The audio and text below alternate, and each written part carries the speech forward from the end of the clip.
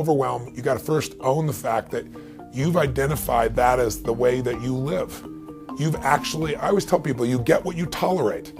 And so you've gotten used to tolerating that, and you start thinking, this is me, when all it is a habit. It's a habit of the way of looking at life. It's a habit of how you use your body. It's a habit of language that you use. Because certain words, when you use them, you become that. I really believe what you've got to do is train yourself. Train yourself physically. It's like working out.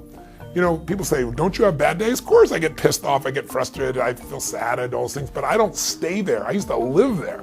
I used to be depressed all the time. I never get depressed now because, not because I'm so positive, it's not fake, it's like a muscle. You know, you can train yourself to get frustrated by doing it all the time. You can train yourself to be stressed out. You can train yourself to feel sad by doing it so often. You can train yourself to feel passionate. You can train yourself to feel strong. And I tell people, don't settle. Remember, you get what you tolerate. Put yourself in gear, go for a workout, start to train your body and your mind, and also find something you want to serve greater than yourself. Because if you're just doing this for you, you're gonna probably have bad days. But if you're doing it for your family, if you're doing it for your community, if you're doing it for humanity, you really are, and it isn't bullshit, you're gonna find a level of energy inside you, you're gonna get insights you never have. I really believe motive does matter.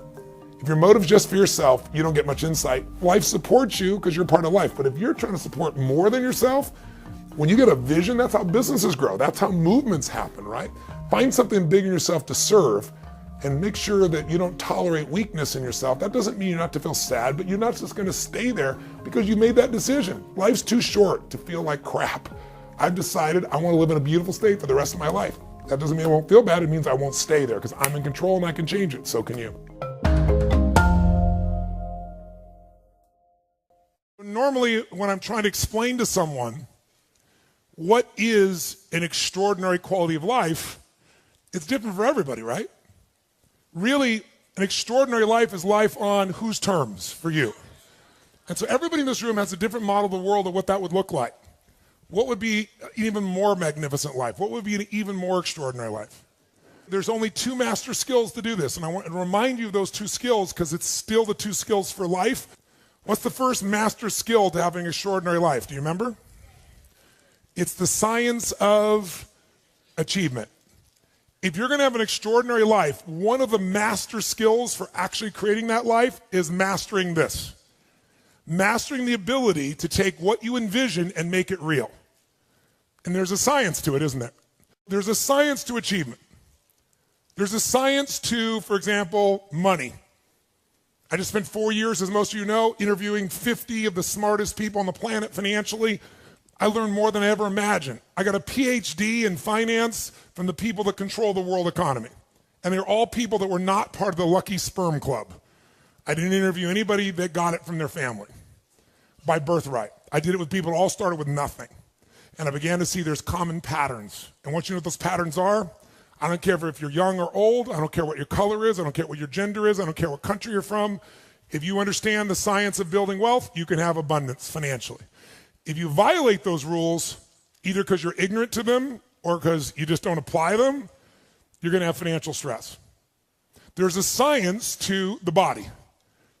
Everyone here is biochemically different, but there's certain fundamental rules, laws, that if you violate them, you're going to have a lack of energy. If you really violate them, you're going to have dis-ease in the body. That's what it means, dis-ease. It comes from violating those rules. If you align with the rules of achievement around the body, you'll have an abundance of energy. You'll feel strong. You'll have an extraordinary body and the extraordinary energy that comes with it. So, science of achievement is something most of you are quite obsessed by, or you wouldn't get to a room like this.